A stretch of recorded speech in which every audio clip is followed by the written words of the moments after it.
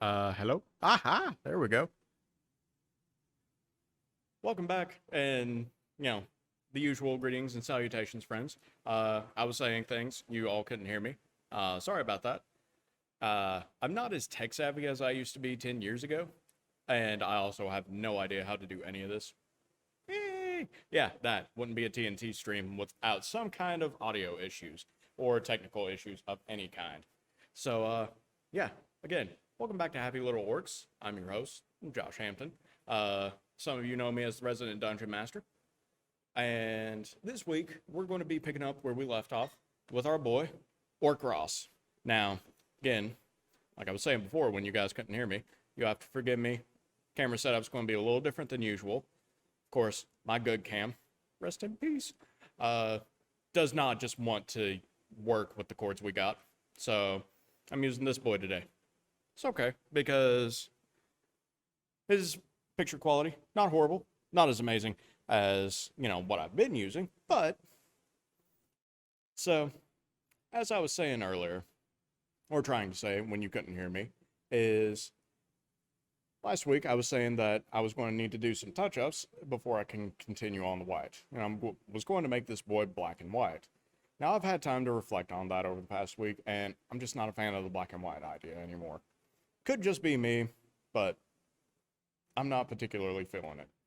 So what I'm going to do is I'm going to go over on those white spots to clean it up with ceramite white, get that white color back, and of course go over like the bone areas where I've gotten any of the white on it, just to touch it up before I go over it.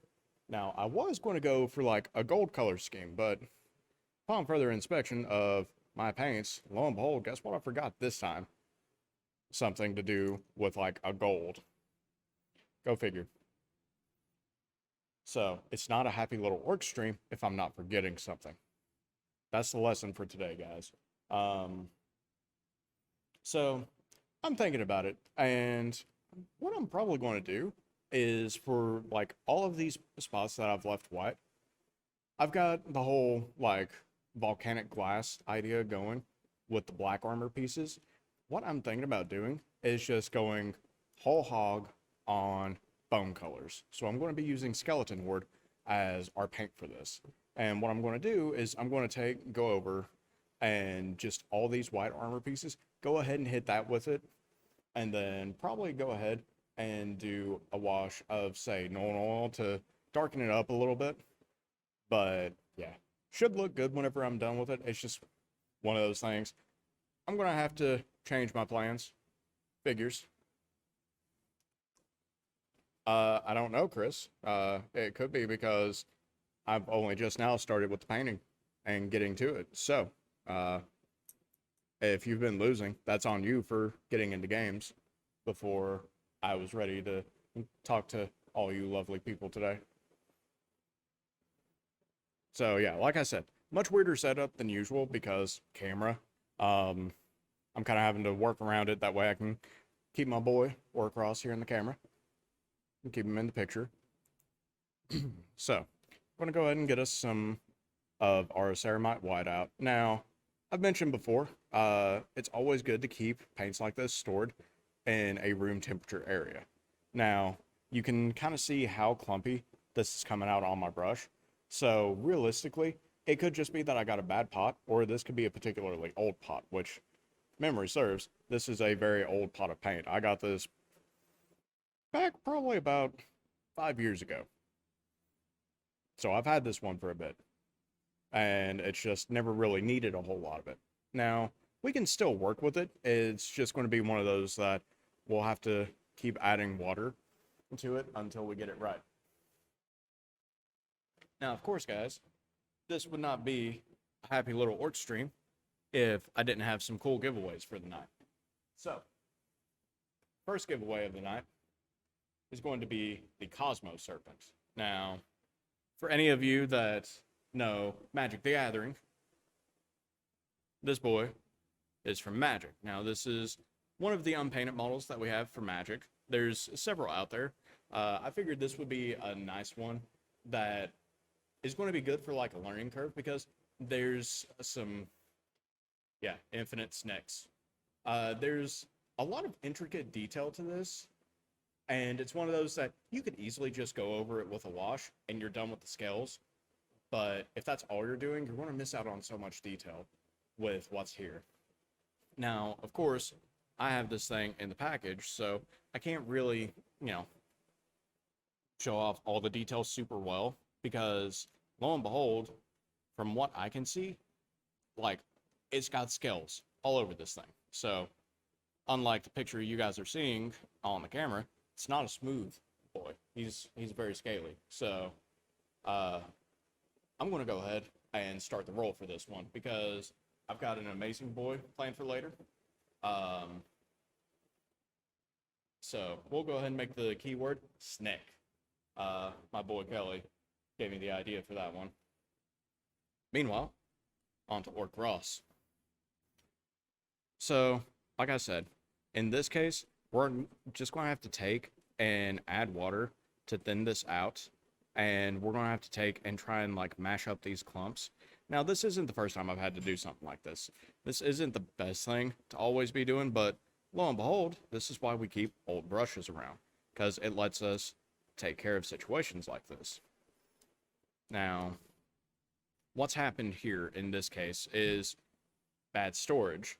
Where I used to live, didn't have an air conditioner in the house, so it got very hot during the summer. My own room got up to roughly 90 plus degrees and would stay that way till about 2 or 3 in the morning when it finally started cooling down. So, lo and behold, it's caused the oil and the pigments for this paint to start separating. Yes, the old house. So, in this regard, we have to start taking and just kind of mashing the clumpy parts with our brush. Now, of course, this is not a permanent fix. Like, I couldn't just add water to this pot, shake it up, and problem solved. There's some steps that I could take to try and improve the life of this particular pot of paint, but realistically, it's one of those times when it's probably just better off to go ahead and replace it. But for what I'm doing with just touch-ups tonight, this is going to be perfect because I don't necessarily need everything. All I need to do is make sure that I can get me a good thin coat. Not necessarily so thin that it's going to have like these black spots showing through on the armor, but enough so that it doesn't look super smudged. So, you know, this is one of those things that is always good to keep in mind. I'm always going on about brush care, but at the same time, on the same side of that, you have to take care of your paints. Because if you don't, I mean, that's easily just as bad as not taking care of paint. And I can tell you right now, from experience, these paints are not necessarily the cheapest thing in the world. Like, this particular pot of paint was, I want to say, right around $5 or so for me. So now for like a single individual pot of paint, that doesn't seem like a whole lot, but in the grand scheme of things, when you look at like the number of paints I have here, some of them are $5, some of them are $6. In case of like these contrast paints, they're closer to $8. So technicals, this was almost $10, but this is also for like basing on the model to like go on the base itself. So you get the idea. It's one of those that if you don't take care of it, you're literally just throwing money away. And we don't want to do that here. So I might see if I can get a hold of me some small ball bearings, see if I can save this pot. If I can, amazing. If I can't, I mean, this is a color that I've only really recently started using. I've had this pot, like I said, for 4 or 5 years, but I never really need a whole lot of white. If I do, it's because I'm needing to do touch-ups, like right now, before I go over with another color. So, and this is another one of those times where you just want to take it slow, make sure we're not making a big old mess of it. That way I'm not having to go back and touch up on the black any, because I took and did the whole uh, dry brushing on the black last time to give it that kind of volcanic glass looking. Yes, there are brands other than Citadel. Another popular one is Vallejo. And then there's also Army Painter, which is its own brand of paints and brushes. Army Painter, as far as brushes go, I feel like they've got some of the best quality brushes out there. Um, I've not, I've used some of like their spray paints for priming and doing base coats, and it's pretty good stuff, but it comes out kind of grainy. So it's good for like a good matte color if that's what you're trying to go for with your base. And then beyond that, there's plenty of different ones out there. So I want to say there's Astro is another big one. I don't remember all the paints right off the top of my head. Like I've said before, the medium I'm most used to using is Citadel. So that's why you guys see me use it a lot. Now, if I can get a hold of the Death Tyrant mini that comes out, I think it's either later this month or next month for D&D. It's part of the Nolzur's Marvelous Miniatures line.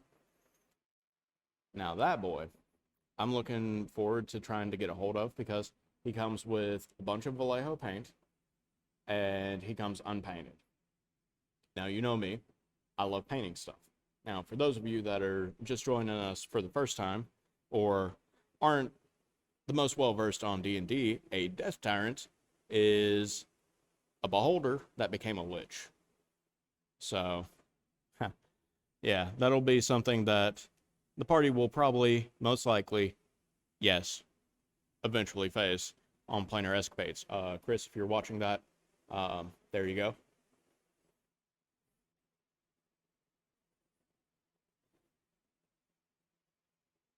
Essentially, a lich holder, yeah.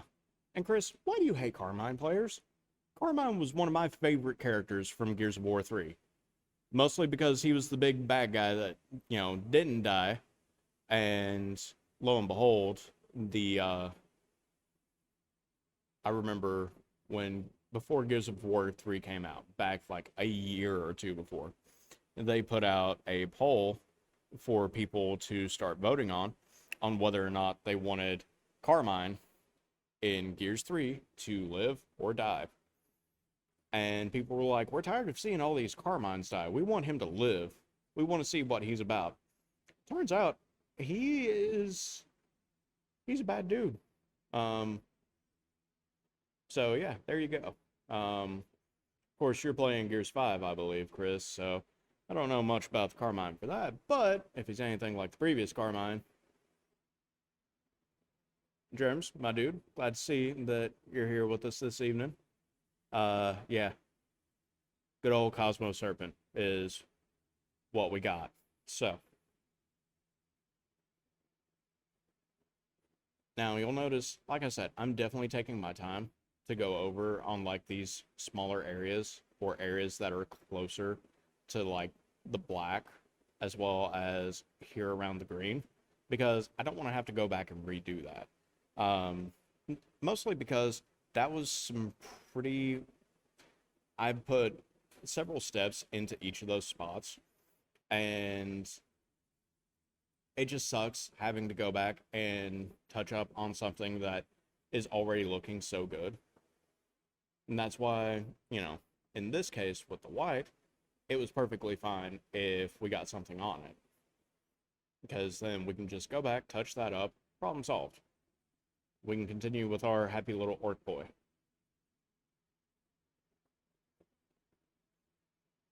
So,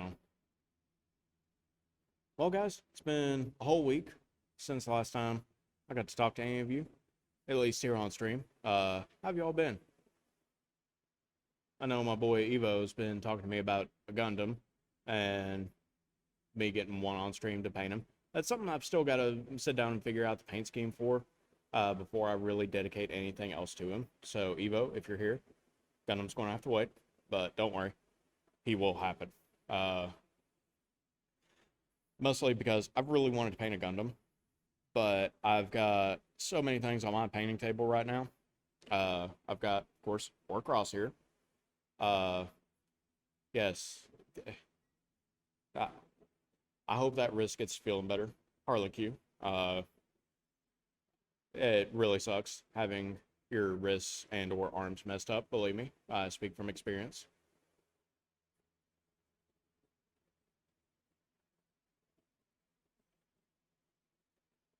All right, so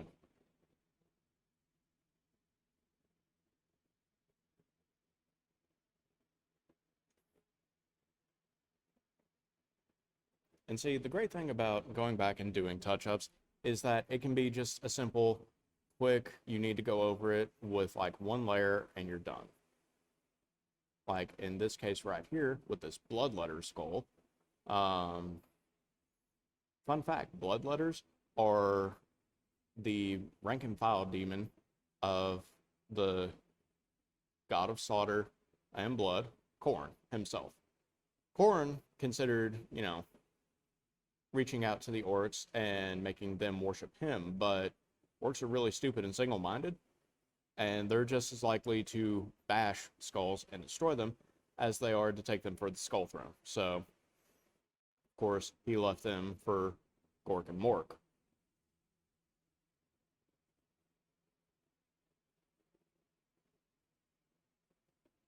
And then, of course, as far as like that skull that he's got here on his shoulder, pretty sure it's some type of dragon skull. No, it's not the Shining Gundam. Uh, I'm honestly considering. Evo had mentioned doing the Gundam Mark II from Zeta, and I've thought about it, and it's one of those that it gets some representation, and we get to see like the white paint scheme and the black paint scheme both for it in the series, but that's really it. And it's one of those models that, as far as its design goes, it's elegant in its simplicity. So it's one of those that I would like to get a hold of and just go ahead, paint up, do a custom paint scheme for it. As far as what I'm thinking, don't know. Like I said, definitely going to have to think about that one some more, because there are plenty of different custom paint schemes out there that different people have done, as well as some that I've thought of on my own.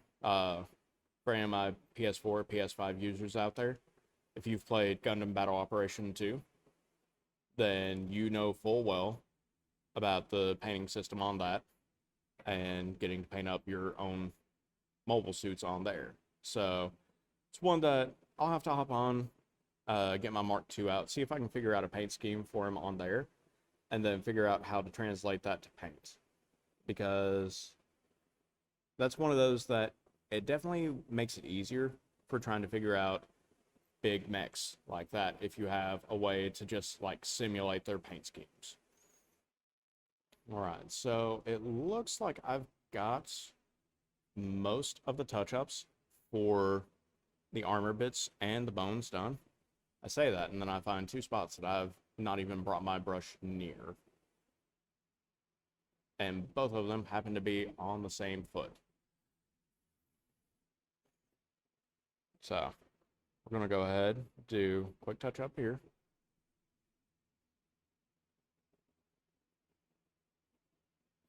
So, Chris, I know you hate chainsaws. So does Harley Q. But as an avid Gears of War fan, chainsaw are best weapon.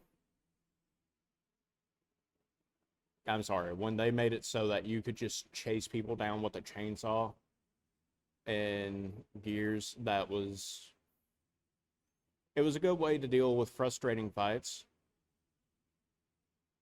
And either you succeed or you die in a blaze of glory. There was many a time that I died in a blaze of glory. Now, of course, chainsaws and PvP on that game are absolute trash. And, yeah, no. Just no. All my no.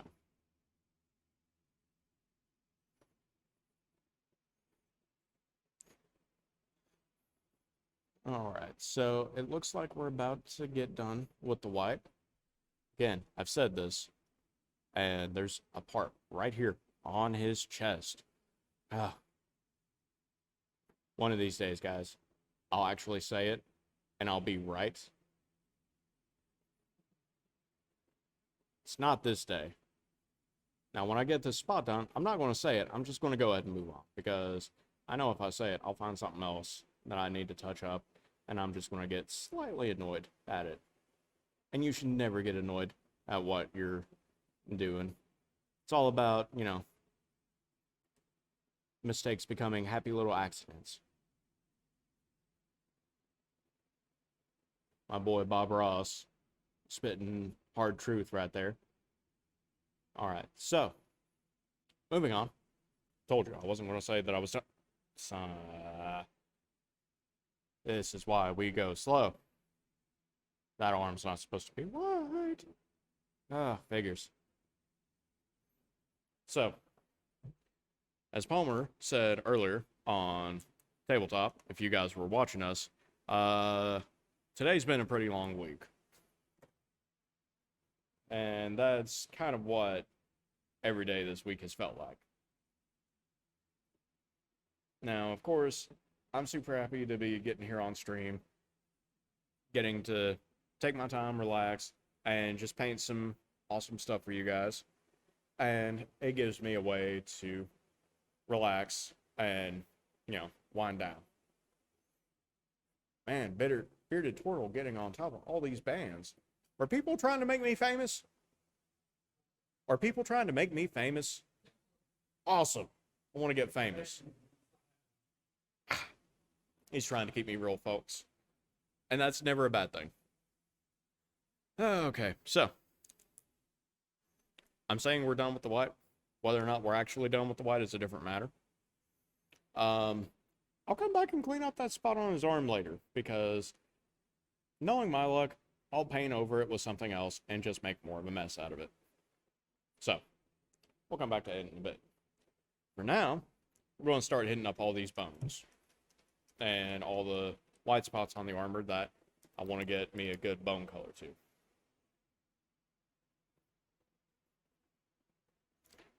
See, I agree with you on that one, Randall, but, he was using, full-size artistic brushes to work on canvas. I'm working with tiny little toothpicks in comparison. So, I mean, yeah.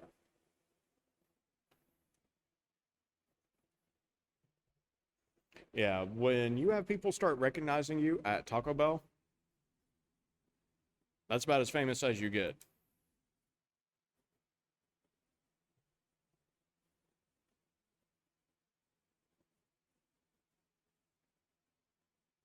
All right, so we're just going to go ahead, get us a few dollops of this skeleton horde out. Now, of course, if you look at it on my palette, it looks all brown, super nasty. You wouldn't be able to tell that whenever I get done with it, it's going to have, a nice bone color to it. It's the best way I can describe it.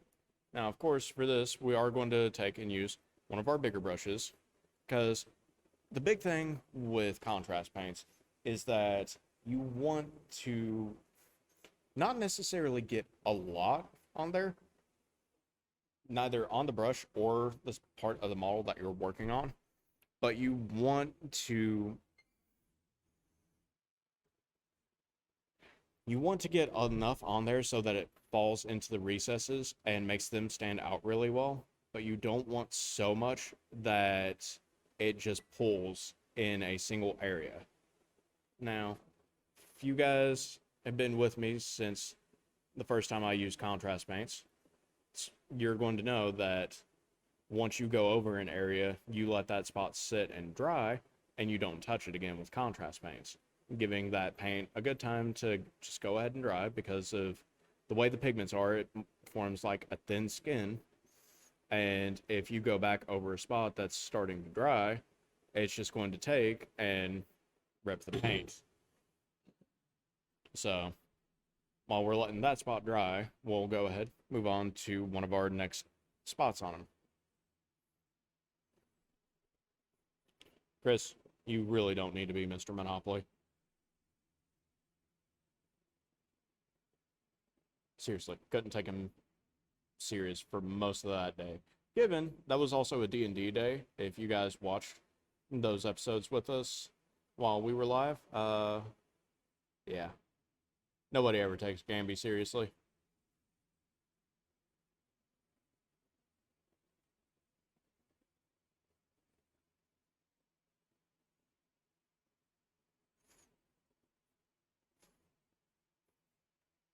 So, of course, you see how that's just kind of turning out messy right now.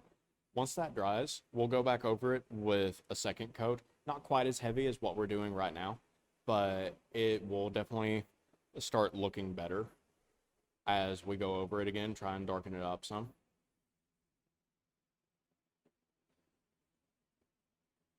Now, in this case, I definitely got too much on my brush here, so what I'm going to try and do is get my brush cleaned off right fast and just leave it wet and try and spread that out some before any of it really gets a chance to dry. Yeah, I know. I'm literally just breaking the rule that I said of you don't go back over contrast paints that you've just done to give them time to set. But at the same time, you don't want it pooling. And because if it does just sit there and pool, it will look all splotchy and everything. So this is why always take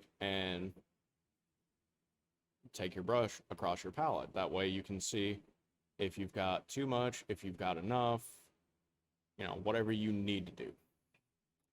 Now, in the meantime, while I'm working on these bones, let's go ahead and roll our giveaway. See who got the Cosmo Serpent.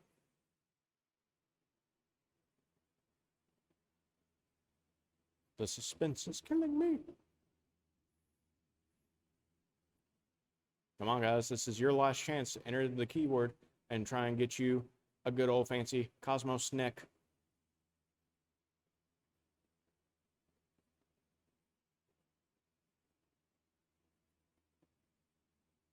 And of course, you do have to be following us. For anyone that is subscribed, you get double entries. Oh, Randall, my dude. There is one. It's this boy. It's the Cosmo Serpent from good old Magic the Gathering.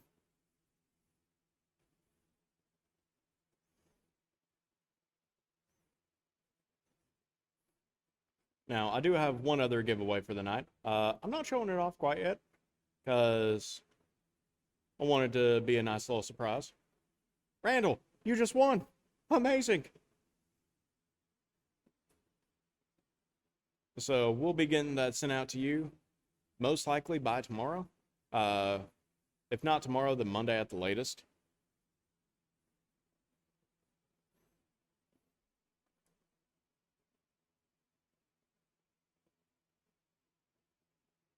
Now, see, in the case of the armor, I do kind of want to go a bit heavier with this color because it's going to help to get like just a darker look in general. But at the same time, you have to be careful because, like, I don't know how well you guys can see the knee, but from what I'm seeing, I've definitely made some big splotches where it's just all pulled and everything. So I'm going to try and clean that up a little bit as much as I can.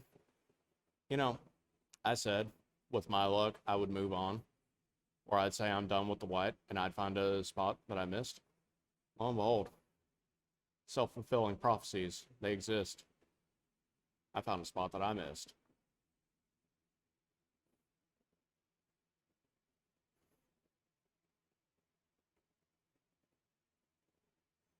And see, this is why it's always a good thing to be taking and making sure you don't have too much paint on your brush, because that is super easy to do, especially with these contrast paints.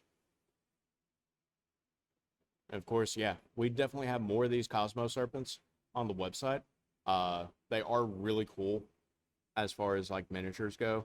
Like any of the Magic the Gathering miniatures, like I've bought a few for myself just to have for like whenever I'm going to paint them. I picked up a Nahiri the other day. As in, yeah, the crazy lady that brought Emrakul to Innistrad. Which, fun little fact, back before we had any original art for Nahiri, if I remember correctly, Stoneforge Mystic was it. That was Nahiri. Because you can go back, look at the card, look at Nahiri herself, and same core, same person. At least as far as, the looks, the artwork.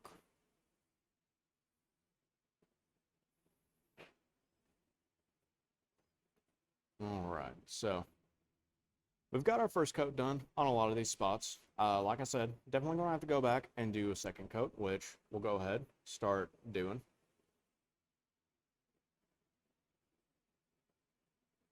Because we do want these bones to have a bit more of like a dingy look to them.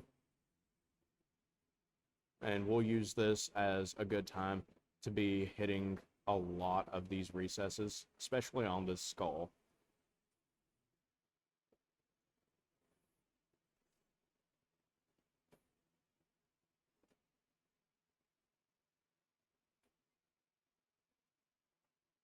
Well, Chris, my dude, if you need food, maybe you should stop spending, all of your budget on collectibles, sir.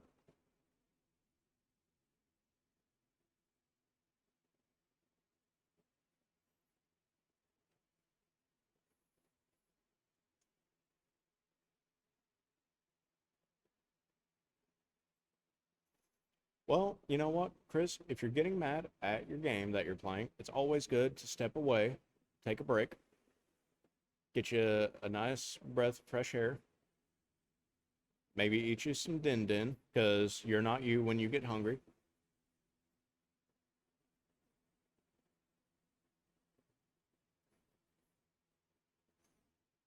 See, this is one of those points where doing stage painting would be really useful, especially with like this skull, for instance, where it's got the inside of it. If I had taken the time to actually paint in stages, then the skull itself, I would have been able to hit the inside of it a lot easier than what I am right now, because I'm just kind of having to shove my brush in and hope for the best. So, again, that's one of those things that everyone kind of has to figure out on their own on how they prefer. I prefer having my boys built and then going into painting them. That way I know more about them as I'm painting them. Because, for instance, you can paint on like specific designs to mark them out as like a badge of honor, for instance. All right, now we're going to come back to the skull because there are a few spots that got missed. So we are going to go ahead and go over that. We definitely got less paint on our brush this time, so we're not making a big old mess of it like we did on the first time.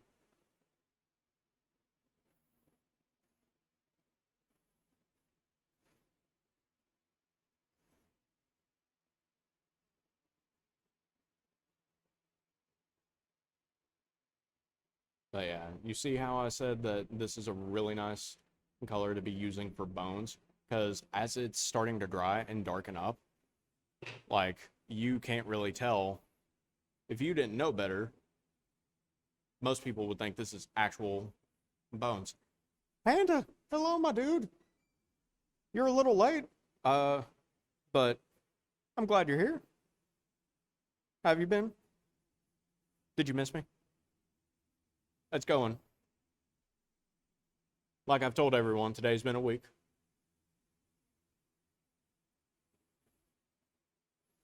We're working on finishing up Orc Cross here. I'm glad I decided to go with like this bone color since I forgot to bring the kind of yellowish gold that I was going to do.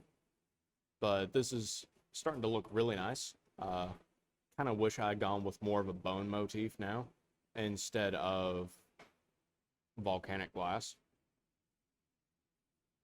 Now, that actually brings up a good talking point for me to talk to you guys about.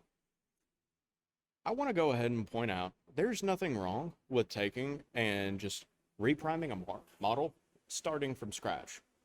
If you don't like the paint job that you've done for a model, you can always go back and, like I just said, start from scratch. Because I've done that several times myself. I've got one model that I've reprimed it 2 or 3 times. Now, I probably won't be able to do it anymore simply because if I keep going, I'm just going to take and, ruin the detail on it. We have a Bob Ross emote. Awesome. Gonna have to be using that. Yeah, I know the feeling, Panda. I live in a state of exhaustion. Sleep is only just a more exhausting form of existence because I wake up and I'm still tired.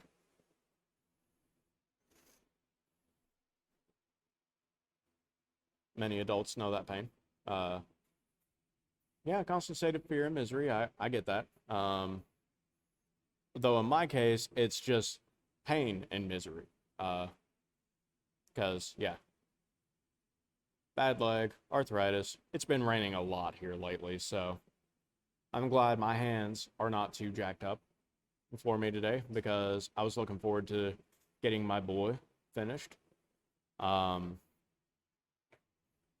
But yeah, you can see now with like this second coat, the bone elements themselves are slowly starting to come out more and just have a better look.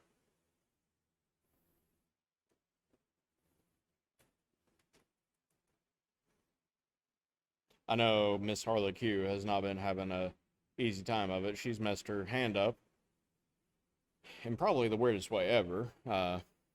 So we'll just leave it at that. I'm gonna go ahead and get me out some more of my Nasdrag. I think what I'll do next time I come in for you folks is I'm gonna go ahead and bring in my wet palette and talk about what wet palettes are and how they're meant to be used, what you can use them for, and what paints are good to go on them and what paints aren't. Because that's one of those that a wet palette can make your paint last you so much longer. But for now, we're going to work on these skulls and, as the Orky boys say, teeth. So, fun little Warhammer fact. Orcs, as a society and as a people, don't use money. They trade in teeth. So, of course, whenever they defeat an enemy, they collect their teeth, and then they have money. They're violent. You guys see why I like orcs. Because they're a bunch of angry boys that like taking and just getting them the things they want through violence and teeth.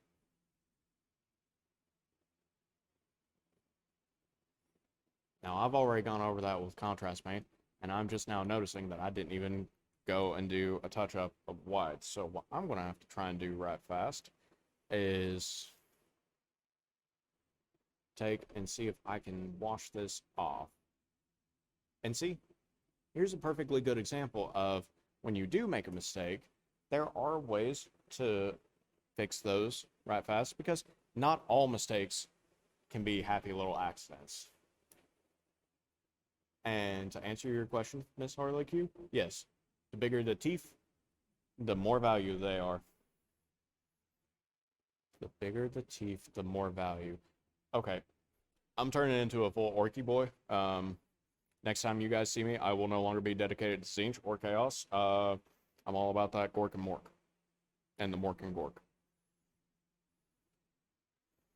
Seriously, though, if I go through another army change, the missus will probably be like, why are you the way you are?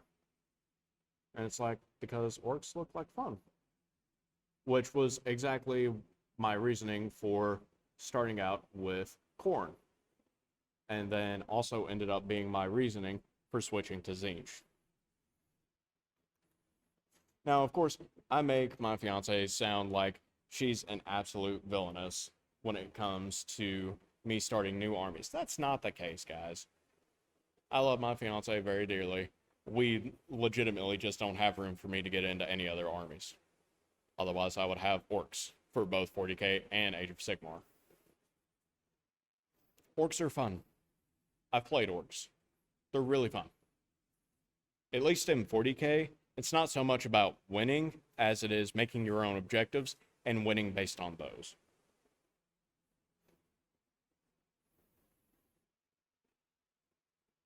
I'll get back to you on that one, Chris.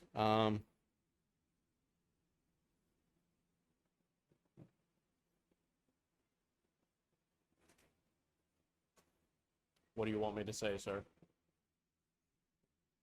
So, we'll let the white dry on that armor plate on his back right fast before we dive into that.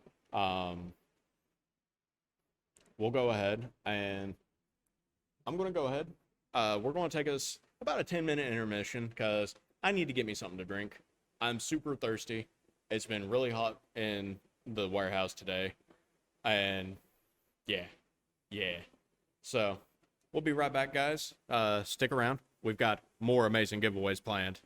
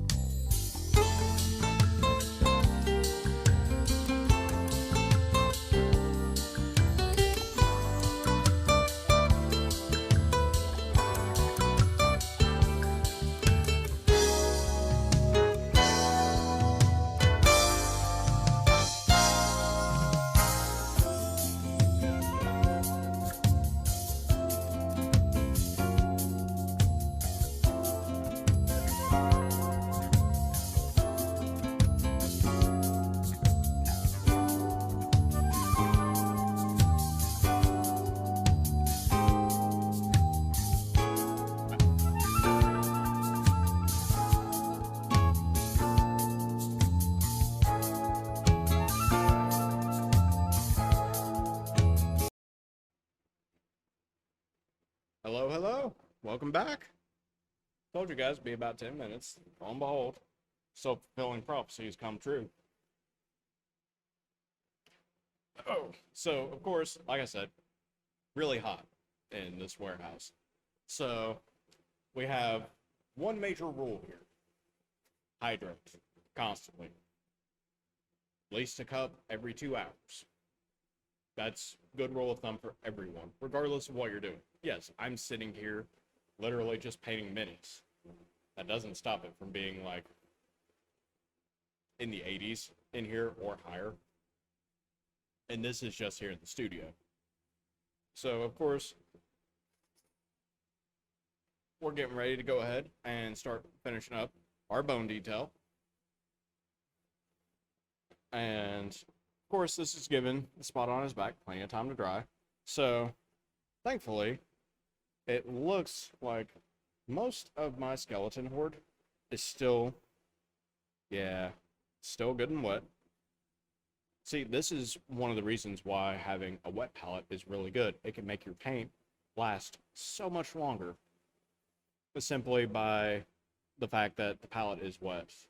Like I said, that's something I'm going to be bringing in next week, and I'll give you guys a good informational bit about it, talk about the purposes, how to properly take care of it, because it's one of those things that you do have to make sure and take really good care of it, otherwise it's going to mold on you. You don't want mold. I don't want mold. I'm allergic to mold. So it's one of those things that if I use it, I have to make sure and take really good care of it. So just want to go over the skulls and the teeth right here. Do me another black coat, then come back down here to this piece on his belly. And there we go. So my bone detail, from the looks of it, is complete. I'll have to go back, do some touch-ups with black. Thankfully, black is easy enough to do. Now, of course, I haven't hit his teeth yet, simply because when it comes down to it, help if I put it on the right camera for you guys to see, with his teeth, where they're so hard to get to, I'm going to have to paint his tongue. Now, lo and behold, of course, I forget the correct paint for the tongue. Figures, right? So, oh, I just noticed I'm on the other side of the screen today. Woo. So, the tongue is something that I'll have to do. I'll probably just do that one at home because the rest of them I can finish up today. So, I want to finish my boy. So, of course, we finished up most of the armor detail. A lot of what's left is some leather details, doing the touch-up there on his arm. And then, of course, the eyes. So, I'm going to go ahead and hit the eyes because there's not really a whole lot there for me to have to work with. So, for this one, we are going to need our smallest detail brush. And, you know, you guys see this tiny little brush, but lo and behold, there are smaller detail brushes out there. Army Painter. Like I said earlier, I'm a big fan of their brushes. They have a detail brush that is about half the length and a quarter of the width. Like, this is extreme detail level. I've got one of them. And one of the great things about Army Painter is that it is a cheaper brand, so it's easier to get some of the stuff you need. Now, the good thing is, where a lot of this was clumpy, I can just take and add some more water, and there we go. Go ahead and get me just a little bit more water. Send that out just a little bit more. Yeah, there we go. That's going on nice and smooth. So we're going to go ahead, come to the eyes here right fast, and just do a quick touch-up on these. Not a whole lot really needs to be done here, just like a little dollop there toward like the middle of the eye. Now, of course, if you hit like the eyebrow or something where that's a raised area, you can just take and rub your finger on it before it dries, and that cleans it off pretty easily. And we'll go ahead and do the same thing on the left eye.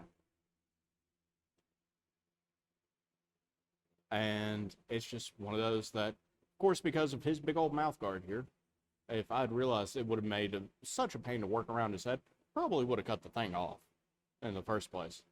Too late for that, though. So, we're working with what we got. Go ahead, clean our brush here.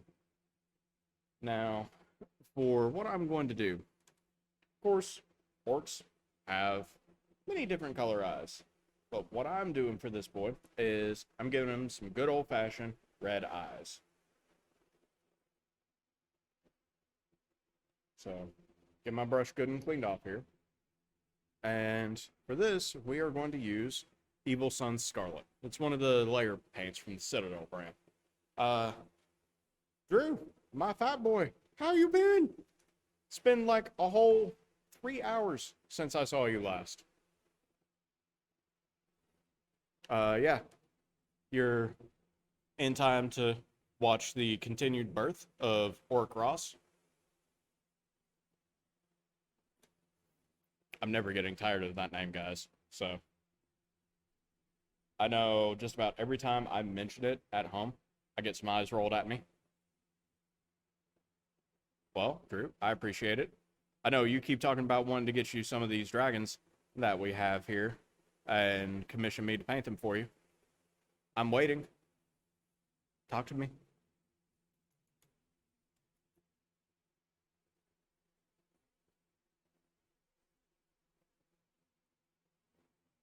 And of course, get us a little water here. Thin this out because this one's kind of thick and we don't necessarily want it to be super thick, but we don't want it to be too thin because you get it too thin and too much of the white's going to show through.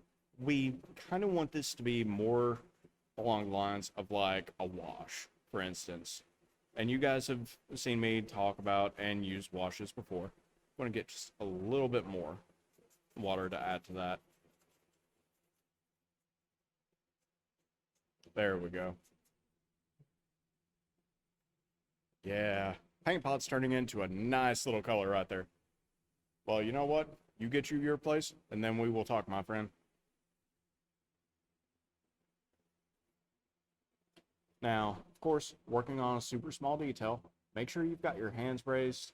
This is where having a tool like this for holding the model comes in useful. Now, yeah, this base, definitely way too big for this tool. But what I've done is I've glued a smaller base to the bottom. Not a lot of glue, enough that I can easily just pop this off, but enough so that if I drop it, I don't have to worry about the base coming off. And I can just pop him right back on. So, go ahead, get you a good grip on it, and then just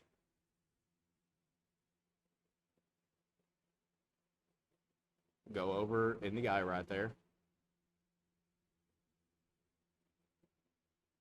And probably what I'll end up doing is go ahead and add that other eye right there. Made a little bit of a mess out of it, but what I might do is make it kind of look like his eyes are glowing. And for something like that, you can take and just do a little bit more around like the eye socket itself. And then what we'll do is, because I want the war painters to be like volcanic orcs. So what we'll do is we'll go ahead, leave the eyes like that, give them a chance to dry, and then we'll come back to those after they've dried, and we'll hit like the very center of the eye with just a little bit of Nuln Oil. That way it darkens it up in the recesses. And just by having that little bit of shade in the recesses, it's going to take and darken it up so much. It's going to make the higher details stand out quite a bit more. Now, of course, eye effects, there's different ways to go about it. This is just what I'm doing at the moment. So, next, we're going to go ahead, start working on our leather details. We've got some here on the skull. We've got a bit here on his axe. Then we've got like a leather loincloth down here at the armor. And the band for his necklace. And of course, around his bracers. So we'll go ahead and take care of those right fast. And for that, we're going to go ahead and move on to rhinox hide. Now, I know you guys haven't really gotten to see me work with like any kind of normal leather colors yet, so here you go. For anyone that is curious about how to make good leather color, it's honestly a pretty easy process. I thought having like a worn leather look would be a lot more difficult than it is. So we're just going to get us a couple of dollops of our rhinox hide. We don't need a lot in this case. And then just a little bit of water. Yeah, that should be fine. And we're going to go ahead and hit the band for his necklace right fast. So get us a little bit on our brush. And just go ahead and start going over it. Now, of course, for all of you guys that are watching from home, you guys are probably going to think, Hampton, that's just really dark. And that's fine, because in this case, we kind of want it to be, it's leather. Leather isn't always like a super bright color. So we'll go ahead and start hitting up here for his bracers as well. Now, there's multiple steps to doing leather. It takes, doing your base coat, and then of course going over it with a wash that kind of gives it an aged look. As long as you can get that aged look right, you can hit up all the details either by edge highlighting or by taking and just doing some simple dry brushing. And that's what we'll try and do with this one. Is we'll, in the case of like these smaller parts where it's harder to do like specific edge highlighting, we'll actually go ahead and just take and just dry brush in those spots. So of course some of his leather details are in slightly harder to reach areas. Go figure, right? But it's one of those that I know some of the things that a lot of newer painters worry about is getting your leather details and flesh tones. I know for me, the longest time, the one thing that I hated working with was flesh tones. I was always afraid that I was just going to make people's faces or their arms or their bare chests look horrible. So if it was a model that could be built with a helmet, you can bet I was always building mine with helmets when I first started painting. And it's just one of those that you kind of have to start working with it more in order to get better at it. And, of course, that's what I always encourage you guys to do. If any of you are, looking to sit down and start painting your own stuff, by all means, sit down and experiment. Don't be afraid to mess a model or two up. Because, worst case scenario, you just have to prime over the model and start from scratch all over again. And that's not the worst thing that could happen. So, now, of course, where we do have a bit more open space right here, and it's a little bit bigger, I'm going to take, lo and behold, I'm looking at like his backside, I'm seeing some of these bone details that I didn't get quite well enough, so I'm going to do a quick little bit of touch up. See, that's the thing. Whenever you move on, you'll always find something else that you need to touch up on. And there's nothing wrong with that at all, because you guys have already seen it this episode alone. I'll be thinking, all right, time for me to move on to the next part. And then I realize, I need to touch up something right fast before I do. This happens to me all the time when I'm painting, just in general. So, because where in some of these spots I didn't get a good coat of white before I started going over it, it's kind of miscolored some of these bone parts. And that's okay, because in this case, we can just kind of go over it a bit heavier with this contrast paint, and it darkens it up enough that some of these details that we, or not necessarily details, but these mistakes that we made, come out a little bit darker, but still looking really nice in general. All right, so I want to say that is all the touch-ups we need to do on our bone, but you just wait. I'll find something else I need to work on, guys.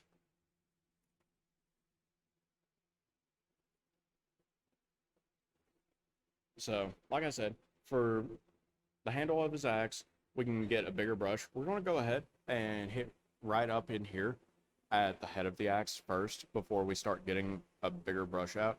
Simply because, again, this is a really small area right here, and it's just easier to go ahead and just go ahead and take care of it while we have our small brush.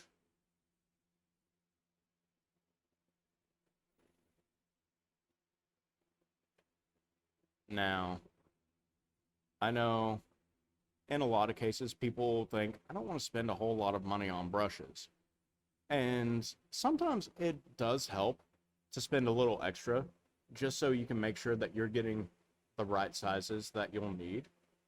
Because I can tell you right now, without a shadow of a doubt, brushes that you need, a good detail brush, a large brush, where it's just got these larger heads, a normal size brush, like what we got here, just standard brush, and then as long as you have realistically those three, you can do pretty much anything that you need to with just those. All right, and we'll go ahead and start taking care of this right here on the skull. Now, it's one of those that I'm really going to try and take my time on this because I do not want to have to go back and do touch-ups on this skull since I've already done several touch-ups on the skull itself. And I've already got that bone color on there looking really nice. So it's just take your time, go slow. There's no rush to it.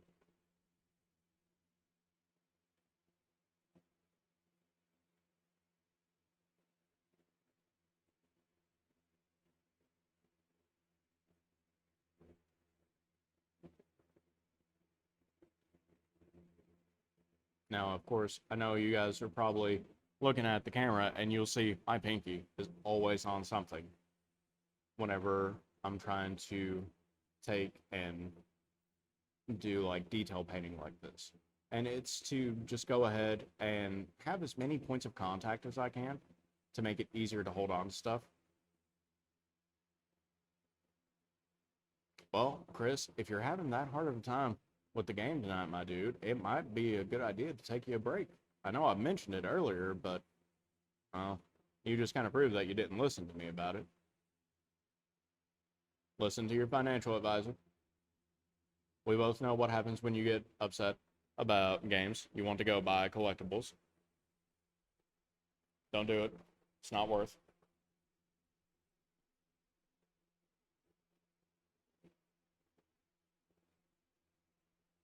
All right. We'll get out one of our bigger brushes, like I said, but not necessarily one of our biggest. Uh, yeah, this brush here is starting to approach his last legs. He's starting to fray on me pretty badly. And, you know, that's okay because, you know, like I said, old brushes can be useful.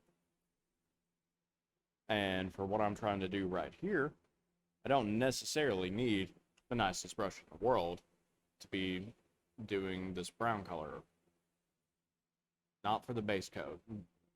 The good thing about having frayed brushes is you can just go over, do base coats real quick with them, and if you don't get them cleaned off well enough, that's perfectly fine.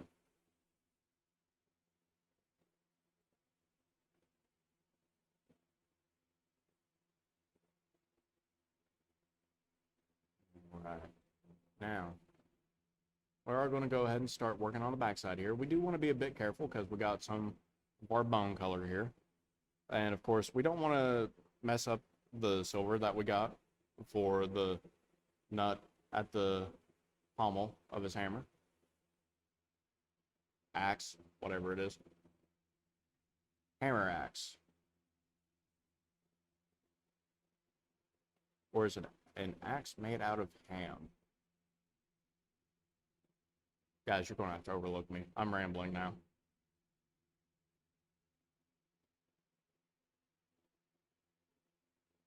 All right, so that's got, from the looks of it, the leather on the axe itself done. We've got his other bracer here that we need to do the leather on. Again, stage building is your best friend. I might actually bring in some stuff here in the near future, or maybe not near future, but I know there's a model in particular that I have sitting at home. I've not built it yet, mostly because whenever I go to build it, this is going to be one of those things that it is going to be like a multiple day project, if not a multiple week project, simply because of how many parts there are, how many steps, all that jazz. And then the fact that I will have to prime and build it and paint it in stages. Like, I'll have to do the legs, and then prime and paint the legs. And then I'll have to do the armor painting for the legs before that even goes on. You guys get where I'm going. And that'll probably be one of those times where I'll actually at least bring parts of it in to give you guys an idea of what stage building and stage painting are like. That way you guys have a better idea of what I'm talking about. I can talk about it all day, but I know a lot of people out there, they learn by seeing. Some people learn by doing. So, it's 7:30, almost. It's close. We are going to go ahead and start talking about our next giveaway. Now, if any of you know me, I like warlocks. I like chaos. I like the chaos gods. This is not a Warhammer thing we're giving away, but he has to do with insanity and all that, and it's none other than my boy, Cthulhu. So, we're going to go ahead and use the keyword crazy, because like many of his worshippers, they all go insane. Now, this is one that, again, this is part of the Deep Cuts line. So, not Nolzur's Marvelous Miniatures, but this is another one that comes unpainted, but it's primed and it's ready to be painted. So, guys, spam the keyword. Key the spam word. If you want the good old Starspawn of Cthulhu, as he's called, though this is clearly the man himself, do it. Whoever gets this, you're lucky, because I really want to paint it. If you want me to paint it on stream, let me know, because I've already got an idea of how I would approach painting him. Which brings me to my next point. If you're not a member of our Discord, then please, by all means, join our Discord. Talk to us.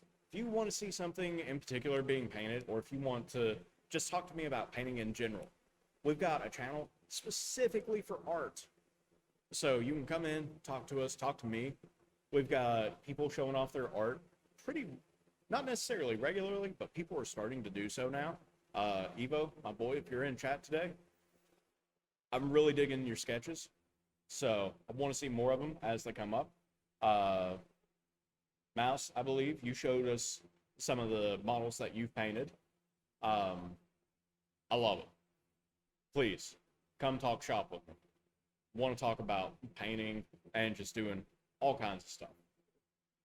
So, and come on, guys, who doesn't want their own personal Cthulhu? If I had the Cthulhu house shoes, you can bet I would be here every day with Cthulhu house shoes, and then I get in trouble for not wearing actual shoes at work. All right, so that has the main part of our leather done. Now, I said that we're going to be working the leather in stages. So we're going to go ahead and put our Rhinox out of the way. We don't need it anymore because we've got our base coat done. And it's one of those that it goes on darkly enough that realistically, once it's dried, it looks really good, but it doesn't need a second coat typically. And this works out perfectly because we are actually going to go ahead and use a shade for this one. And what this is going to do is provide a depth and richness into what we have. It's going to essentially make more shadows for us. Now, the shade that we're going to be using is called Agrax Earthshade. I've told you guys before, big fan of, the Citadel color line. I use a lot of them. I know a lot of people that even use, like, primarily Vallejo and other paints like that will still take and use some of the shades and washes from the Citadel line before they use any other brand. And it's simply because of the quality of the paint and of the shades and washes. Now, the good thing with these, you don't typically have to thin them out, so I'm not going to, but I am going to make sure I've got me enough on my brush. Make sure I don't have too much. And then we're just going to go ahead and just go all over the leather with it. Now, essentially, this is kind of going into what contrast paints do. In the case of recesses, it's going to take and pull in the recess and give it a nice dark color.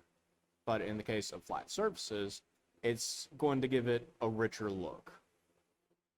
And we're just going to go ahead and quickly go all over it. Now, if any of this gets on the black, don't worry, because once it dries, you're not going to notice it. If you do, it's probably just going to look a little dingier than usual. It is going to be the only thing you'll really notice as far as the difference goes. Now, Agrax Earthshade is definitely a good color to be using if you're wanting to get like a more earthy tone. And that's kind of what I want to go for with this leather, is a good earthy tone. Because like most cured leather, that's kind of how it looks, just in general.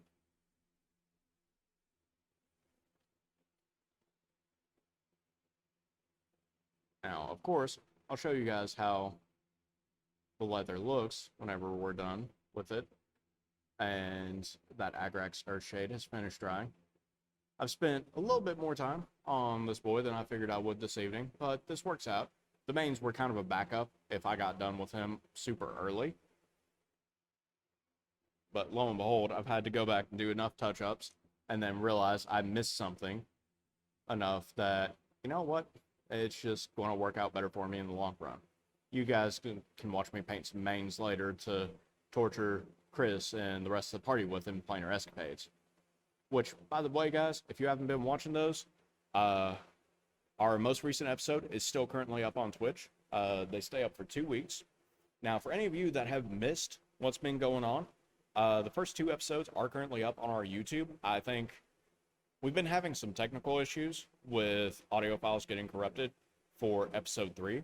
But once we can get that figured out, we'll get episode 3 up. And we'll just keep going, trying to get them all uploaded, let you guys get caught up if you've not been watching.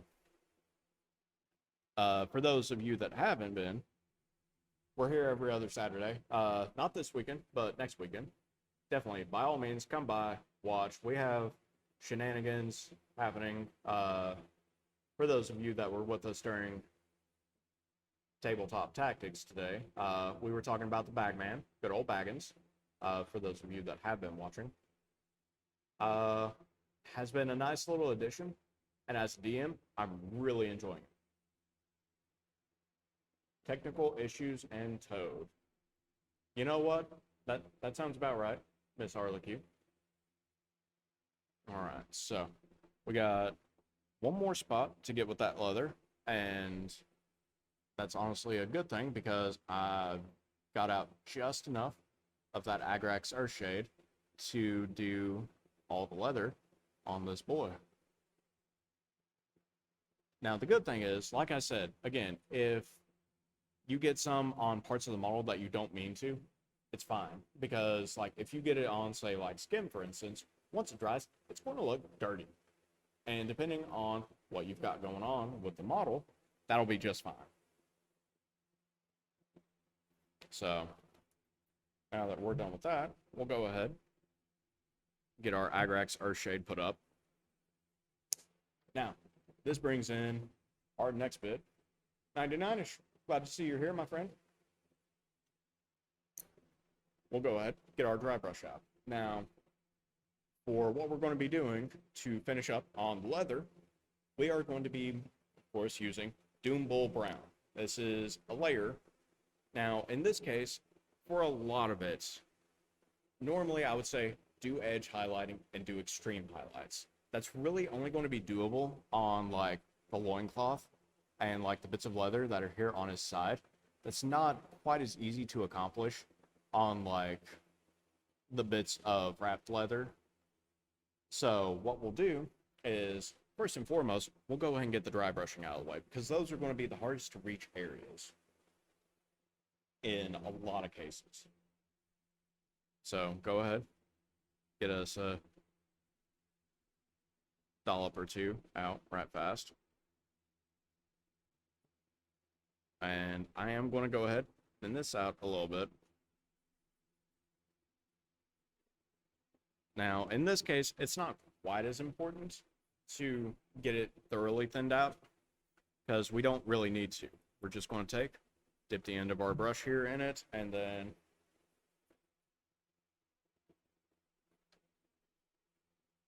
as always, you guys have already been seeing me do this. Yeah, there we go. That's exactly that's the kind of color we're wanting to get out of this. So we'll go ahead and just start rubbing that along the leather here. Now you can already tell where it's hitting these ridges and raised areas for the leather, where it's already starting to get kind of that worn look that leather tends to get after a while.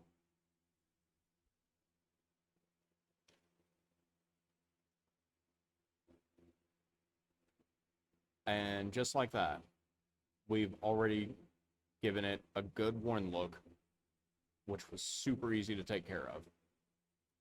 This is why I like dry brushing so much, because it makes some things so much easier to accomplish. And it's one of those that dry brushing is an easy technique to learn, because it's one of those that you can apply it to so many different things in painting, whether you're painting on a canvas, you're painting a model car, or in my case, expensive toy soldiers. And it's just a really good painting skill to pick up, and it's not hard. So, and like that, we've already gotten a lot of the leather spots done. We'll go ahead and do like traditional edge highlighting. I'm going to make sure and get my dry brush cleaned off real good, because there's nothing more annoying than getting paint drying in your dry brush that you really don't need to dry in your dry brush. What I said should have just been illegal, because I said dry brush a lot in a single sentence. Now, for those of you that know me personally, you know I hate alliteration. It makes my eye twitch and my brain stops working. I can't actually think.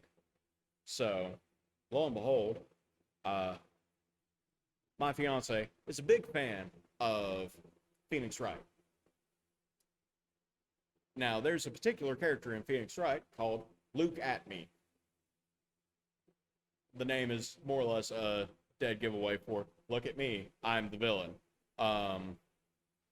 In the video game, he doesn't do a lot of alliteration. You watch the anime, and literally every other sentence is him alliterating. And no, for those of you that are watching right now, I'm not going to do it. I don't want to die here on stream.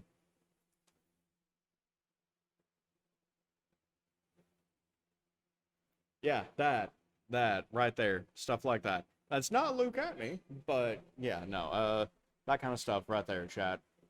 That's what I have to put up with whenever the Mrs. decides she wants to watch her some Phoenix Wright, the anime. So in this case, of course, with like this leather band, we're just going to take and go over it very lightly. And it's one of those that we can't really do a whole lot in edge highlighting here without just completely painting over it. So that's all we're doing for that. But we're going to come down here to his loincloth and just take the edge of our, like, take the side of our brush and run it along the edges here. And that by itself will give more of that worn leather look.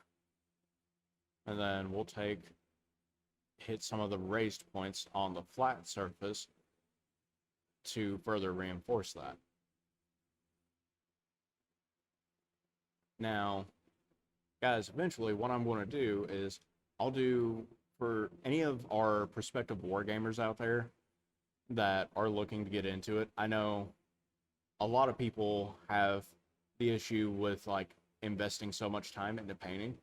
Just because I've put so far 3.5 hours into this one model does not mean that that is how it's going to be for everything that you paint. There are some armies that you can just do what's called dipping. You get you a paint of the pot that you need, dip the model in, set it to the side, let it dry, and then you just go over it with a wash. You can do, old friend of mine used to play Undead back when it was still Warhammer Fantasy Battles. And skeletons are one of those things that you don't want to paint every single individual one by hand. It just takes too long. So what he would do is he would get like a can of white paint, like white primer paint, and just dip the model in, set it to the side, let it dry, and then go over it with Nuln Oil, for instance. And be done in the span of a few minutes. After they dry, go over the weapon with some lead belcher, edge highlight it with some room paint still, done. Doesn't need to touch the model anymore unless he's doing any kind of basing. Alright, so I do see a few spots for like bone area that needs some touch-ups. I'm not going to worry about it because we're starting to run a little short this evening. We are running till 8. I am going to go ahead and hit the eyes up right fast because I told you guys we'd apply just a little bit of Nuln Oil. Now, thankfully, this is one of those that we don't really need a whole lot of for what we're doing. Just make sure we don't have too much on our brush. And again, get a good grip on your model and just dip a little bit there into the eye socket, and that's going to make the actual eyeball itself stand out quite a bit, because all it's going to do is take and fall into the recesses. And just like that, his eyes are done. So for the most part, our boy here is pretty much finished. There's a couple things that I know, looking back at it, I've missed. Get my dry brush here right fast. Gonna have to be really careful here because I'm going to be dry brushing around that bone, and I don't want to get too much paint because I want the bone itself to stay looking good, but I want this leather to have a nice worn look to it. So we're just going to be really careful here. Rather than our typical, side-to-side motions, we're mostly just going to strike at it, kind of like we're using a pick. And that by itself is going to help with getting our worn leather look going here without getting anything on the bone.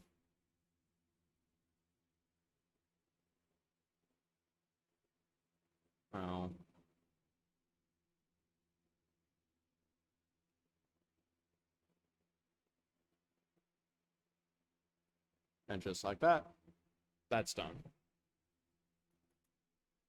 See, it's one of those things, like I said, you just got to be careful with how you approach it and take your time And it's always good to have like one model that you can practice everything on. I've got one boy at home. I've been using him for most of my test paints. Make sure that the color is going to come out right on like if I put it on like a different color. And he's a multicolored boy now. I'm going to have to go back and do many a touch up on him, get him good and cleaned up. But we're going to go ahead and do some touch ups on the black.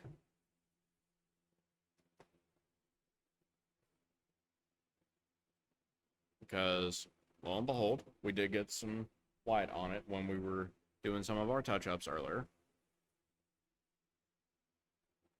And we don't need us a whole lot, so we're just going to go ahead and do like a 2-to-1 ratio, maybe. Now we're going to go ahead and leave it just like that. Go ahead with a straight 1-to-1 ratio of black to water, or paint to water.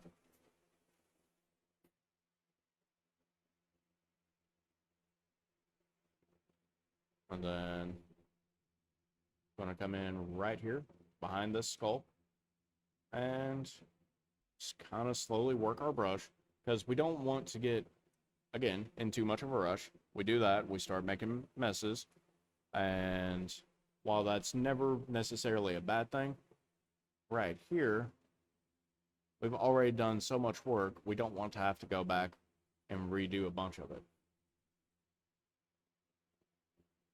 So, and then we've got a touch up right here that we need to do. Go ahead and spread that out in there some. Then we've got a couple spots here on his shin guard that we just need to do a little bit with, not much. Again, just take your time when it comes to touch-ups.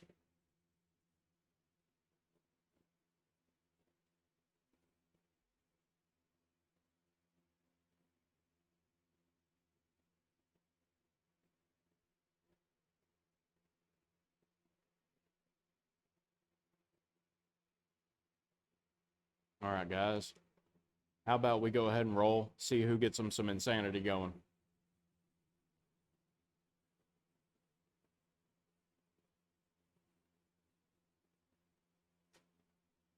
All right, typing nonsense. You've won the giveaway, my dude.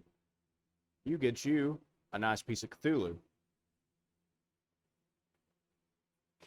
Now, because I've mentioned it, I personally would like to paint one of these guys. So what I might be doing is getting me one of these and typing nonsense. I think you are in our Discord.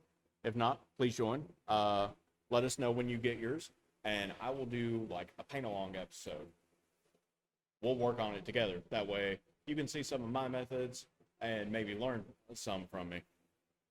And we can see about getting you a nice star spawn of Cthulhu painted. Otherwise, I always have the standing offer of any unpainted minis that you win here on our stream. By all means, if you want me to paint it on stream for you, I will gladly do so, and we'll get it shipped out to you after it's painted. So, let us know if that's what you want to happen, and we'll make it happen.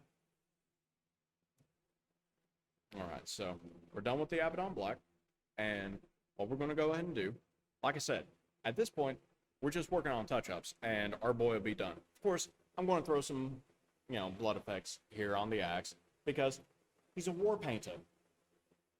He's got to get his paint from something, and currently, his axe is his brush. So, like I said, teeth and tongue, I'll do on my own time, mostly because I don't have the right color for his tongue, and for his teeth, I do have the right color, but again, not the right color for the tongue. It'd be easier to do the tongue and inside of the mouth, and then his teeth, because then I don't have to worry about making a big mess out of everything with his teeth, just trying to get his mouth done. So, we'll go ahead, and I don't think I've talked to you guys about some of the technicals yet, so you know what? I'll go ahead and do his axe, because this is going to be one of those that this is a really good chance to learn.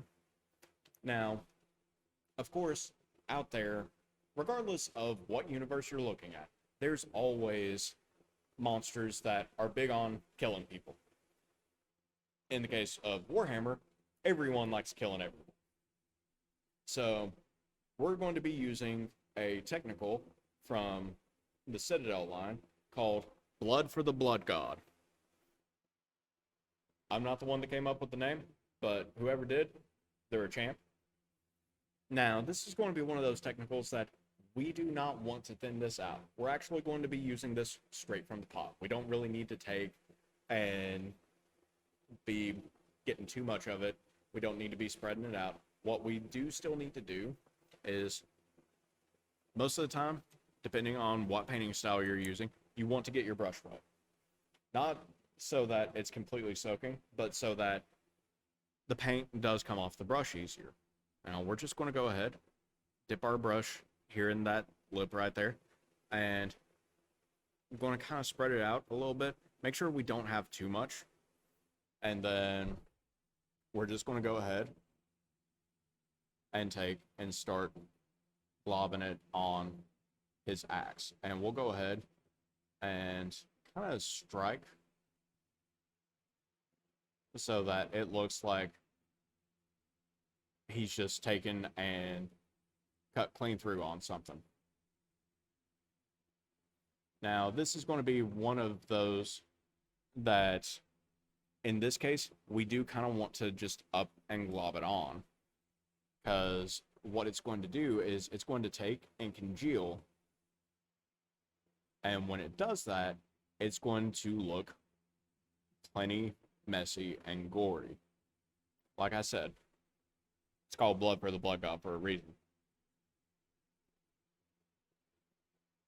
And it'll take, and as it dries, it's going to look super thick, like he's just been in battle. Like I said, kind of just striking in general. It'll get us a lighter brush in this case, or a smaller brush. More or less do the same thing with it, but trying to get thinner lines here.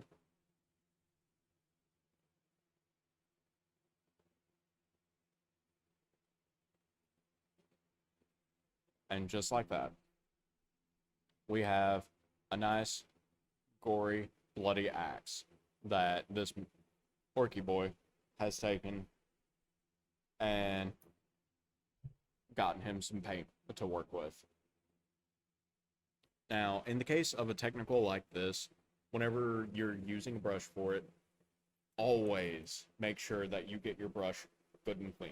Because if you don't, stuff like this is what can easily destroy a brush without proper brush care. So, I know you guys can't see what I'm doing right now, but I'm more or less just taking and scrubbing and rubbing my brush on my cloth here to make sure that I get all of that out, so I'm not ruining a good brush. That's one of those things you have to be really careful about with some of these technicals, because of their different consistencies and stuff. And you can get technicals from many different paint lines. Again, Citadel is what I just use because it's one of the more readily accessible for me. It's what I've pretty much used since I started my painting. I've tried a few other brands. I still always come back to this one. So that was Blood for the Blood God. And like I said, you can get all kinds. You can get blood, you can get dirt, mud, snow, ooze. It's a really nasty looking color, but it's good for anything like a Nurgle army, or in the case of like D&D, any kind of pestilence demon. It's good for stuff like that. And then, of course, you can get stuff that is really good for rust. And it makes for like a good verdigris. So, probably in a future episode, I'll actually cover how to do verdigris, because I know some of the guys in chat have mentioned that they're not really good when it comes to like rust and all that. So I'll do an episode on that eventually, but for now,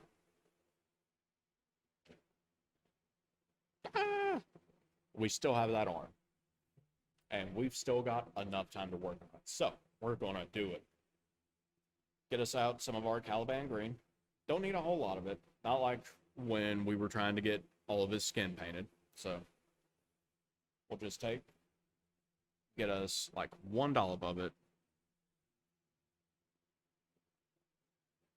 And just a little bit to thin it out some.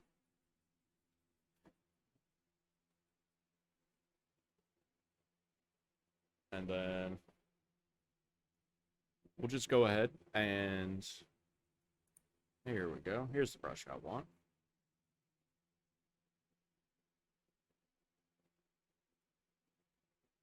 Get us a little bit of paint here. And go over that right there.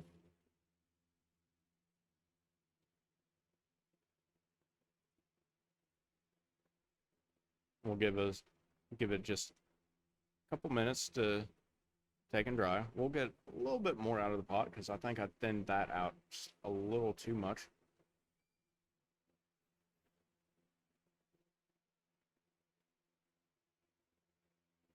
There we go. That's got it darkened up real good right there.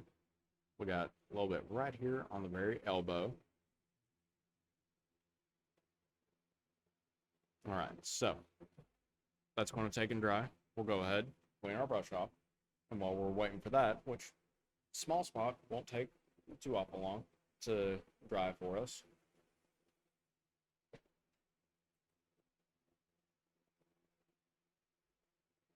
So guys, while we're waiting for that, I'll go ahead and do some of our shout outs for the week.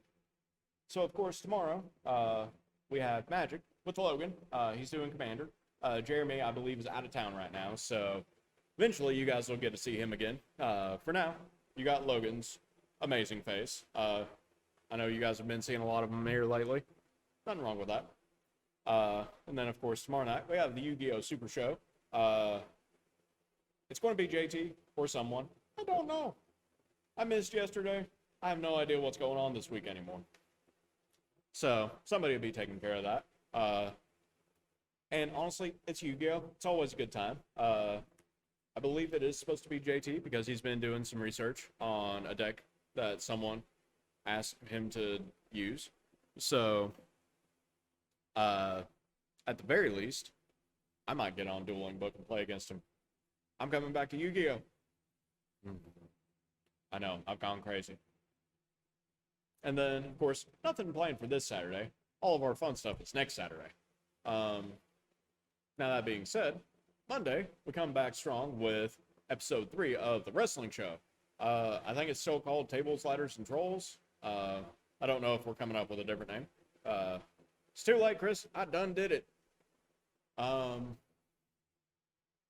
course, Tuesday, right now, we have nothing planned, but stay tuned. We may have some stuff in the works. And then, of course, lo and behold, we come back to Wednesday with Drew's Poker Shop, and then Standard Logan with Standard Kelly that evening at 6. So, and then, of course, we come full circle to Thursday with Troll versus Toad. I believe we're going to be talking about what games exactly we'll be using for the next TVT. I've seen some pretty fun suggestions. They're making me pretty happy because I definitely want to play me some Halo. I was semi-professional for Halo at one point, for those of you that don't know. So that's something that I would personally look forward to taking and doing again, even if it's just for the funsies. And then, of course, we come back at 4 o'clock with Tabletop Tactics, a name decided upon by our amazing viewership. And then we're right back here with me next Thursday at 6. So, guys, our boy is done here. We just gotta wait for that arm to finish drying. Like I said, mouth, I'll work on that at home. Same with, like, his base. I might personally just go ahead and clip this jaw piece right here because the more I look at it, the more it's annoying me because it's blocking his face. It's making him harder to paint, and it's just making me miss out on seeing his lovely smile. Him being all, that's not lovely. But you guys get the idea. As always, guys, I appreciate you all coming. Now, I told the man behind the camera we'd be running for the full 2 hours today. So, you know what? I'm going to go ahead and spend these 4 minutes talking. I know that when it comes down to it, a lot of you guys have mentioned to me in both here on chat as well as in the Discord that you're not super confident with your painting, or you just don't feel that you're very good. It's one of those that it takes time to get to where you want to be when it comes to painting.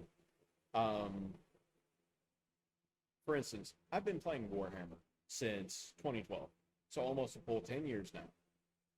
And it was one of those that it's taken me a long time to get to where I am. And it's just one of those things that you have to keep at it. Chris, I know you can draw a stick figure, but it's one of those that you're not going to have the confidence immediately to take and paint, a 6-inch tall model. Start small, start simple. One of the first models I painted, like the first completed paint job I had ever done, was a vehicle for Warhammer. It's called a drop pod. If any of you have played Halo, it's that, but bigger, and carries like 10 guys. And it was one of those that, just by painting that, I learned a lot just from that. Taking the time to go through and do all the basic painting. Excuse me. And it's just, you have to take that time. You have to dive in. You have to be afraid of messing up a model. You have to mess up some brushes, knock over a pot of paint or wash or shade, because we've all done it. Anyone who paints professionally has made those mistakes. They still make those mistakes.